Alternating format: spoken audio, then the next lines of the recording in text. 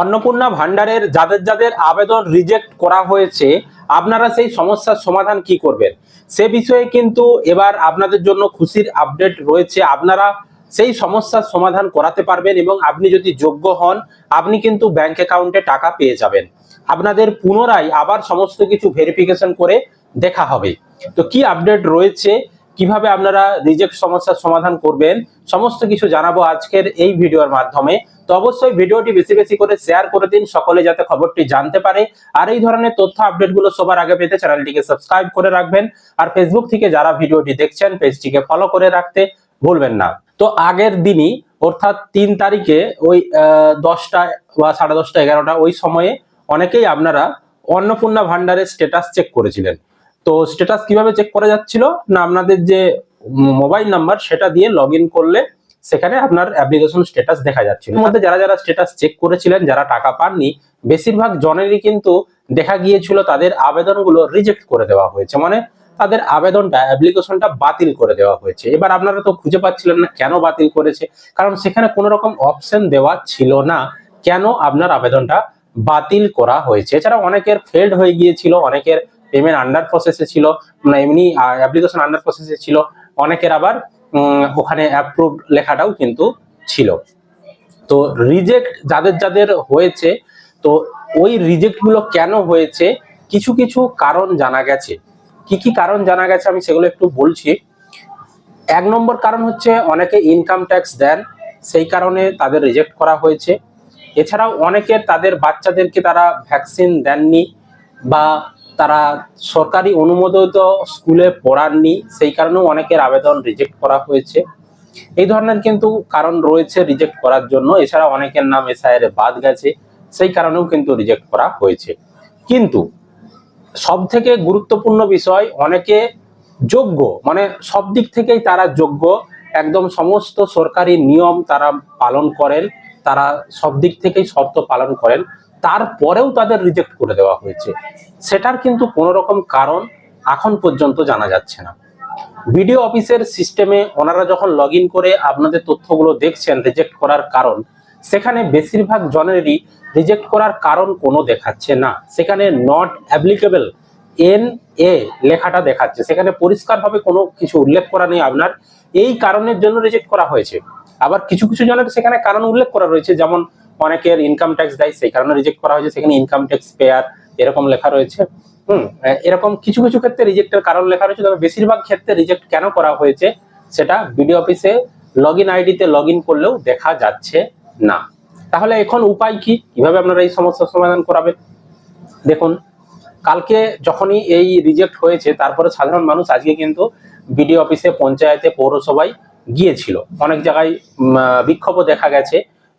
তো সেখান থেকে যেটুকু আপডেট পাওয়া গেছে, বিভিন্ন বিডিও অফিসে ইতিমধ্যেই আজকে শনিবারে আজকে কিন্তু ডকুমেন্টস জমা নেওয়া হয়েছে। ডকুমেন্টস বলতে আপনার যে অনলাইন আবেদনের কপি, সেটা তার সাথে আধার কার্ডটা জমা নেওয়া হয়েছে, আপনার তথ্যগুলো খতিয়ে দেখবে বলে ঠিক আছে। তবে অনেক বিডিও অফিসে এখনো শুরু হয়নি।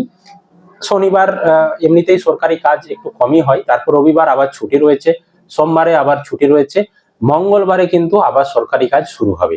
তো আপনাকে আমি বলবো, যদি আপনার আবেদন রিজেক্ট করে দেয়, আপনি কিন্তু একবার আপনাদের আবেদনের রিসিপ্ট কপি এবং ডকুমেন্টস গুলো নিয়ে একবার বিডিও অফিসে যোগাযোগ করবেন। ওনারা আপনাদের কাছ থেকে কোনো ডকুমেন্টস নেয় কিনা, বা ওনারা আপনাদের কাছ থেকে কোন রকম জেরক্স কপি বলুন বা অন্যান্য কোন তথ্য নাই কিনা, সেটা একবার আপনি একটু বিডিও অফিসে গিয়ে জানবেন।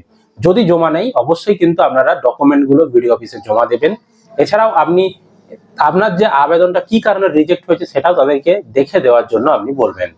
যাদের যাদের আবেদন রিজেক্ট করা হয়েছে তাদের জন্য আপডেট রয়েছে যে তাদের সমস্ত তথ্য ফিজিক্যাল ভাবে ভেরিফিকেশন করে দেখা হবে, মানে আর ওই সিস্টেমের মাধ্যমে AI বেসড ভেরিফিকেশন আর হবে না, ঠিক আছে। অফিসার বা আধিকারিকরা তারা নিজেরা আপনার আবেদনগুলো খতিয়ে দেখবে, হ্যাঁ, আপনার যা যা আপনি পূরণ করেছেন সমস্ত দেখবে, শর্ত পালন করছেন কিনা, সরকারি যে শর্ত দেওয়া ছিল সেগুলো পালন করছেন কিনা সেগুলো তারা দেখবে। দেখার পর যদি দেখে যে আপনি যোগ্য, তাহলে কিন্তু আপনার যে রিজেক্ট করা হয়েছিল সেই রিজেক্টটা তুলে দেওয়া হবে এবং আপনার আবেদন অ্যাপ্রুভ করে দেওয়া হবে। এছাড়াও পরবর্তী সময়ে আবার যখন টাকা ছাড়বে, আপনার ব্যাংকে কিন্তু টাকা ঢুকে যাবে। সুতরাং রিজেক্ট করে দিয়েছে মানে আপনারা আশাহত হবেন না যে আর আপনারা টাকা পাবেন না, সেটা চিন্তা করবেন না। আপনাদের জন্য সরকার ভাবছে, এবং যেহেতু প্রচুর সংখ্যক রিজেক্ট হয়েছে, কোনো কারণ সেখানে দেখাতে পাচ্ছে না, যেহেতু সমস্যা একটা হয়েছে সিস্টেম বলতে পারেন, বা ওই যে যার মাধ্যমে ভেরিফিকেশন হচ্ছে সেই ভেরিফিকেশনে কোথাও একটা গলদ দেখা গিয়েছে, সেই কারণে অনেকেরই সমস্যা হয়েছে। তো সেই সমস্যাগুলো নিয়ে দ্রুত সমাধান কিন্তু করা হবে। তাই আপনাদের কি পদক্ষেপ আপাতত না, মঙ্গলবার আপনারা একবার বিডিও অফিসে যাবেন, বা দরকার হলে আপনাদের এলাকার গ্রাম পঞ্চায়েতেও বা পৌরসভাতেও আপনারা একটু খোঁজ নেবেন তাদের কাছে কোনো নির্দেশিকা এসেছে কিনা যে আপনাদের ডকুমেন্ট কোনো নেওয়ার জন্য বা সমস্ত কিছু ভেরিফিকেশন করে যাচাই করার জন্য। বুঝতে পেরেছি। এছাড়াও যদি পরবর্তী সময়ে এডিটের অপশন দেয় কোনো কারণের জন্য, বা যে কারণের জন্য আমরা রিজেক্ট করছি সেটা আপনি এডিট করতে পারবেন, সেটাও আমরা আপনাদেরকে জানিয়ে দেব। তবে আপাতত সমস্ত যে তথ্যগুলো সেটা বিডিও অফিসের আইডি লগ ইন করেই আধিকারিকরা দেখতে পাচ্ছে, সাধারণ পাবলিকরা কোনো কিছু দেখতে এখন কিন্তু পাচ্ছে না।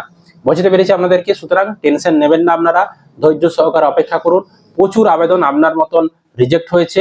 আপনি যদি যোগ্য ব্যক্তি হয়ে থাকেন আপনি 100% টাকা পাবেন। বুঝতে পারলাম আপনাদেরকে। পরবর্তী যা যা আপডেট আসবে ভেরিফিকেশন নিয়ে, বা কি কি আপডেট অফিস থেকে আমরা পাই, আমি আমাদেরকে তথ্য সমেত জানাতে থাকবো। এই মুহূর্তে আমি যেহেতু একটু বাইরে রয়েছি, আমি একটু ঘুরতে এসেছি, সুন্দরবনে রয়েছি, সেই কারণে মানে অফিস থেকে আমি বা অফিসে গিয়ে সেখানে আমি ভিডিওগুলো করতে পারছি না। তো আমি বাড়ি গিয়েই আপনাদের জন্য আপডেট নিয়ে আসছি। তো সমস্ত তথ্যগুলো পাওয়ার জন্য চ্যানেলটিকে আপনারা সাবস্ক্রাইব করে রাখবেন, আর ফেসবুক থেকে যারা ভিডিওটিকে দেখছেন পেজটিকে ফলো করে রাখতে ভুলবেন না।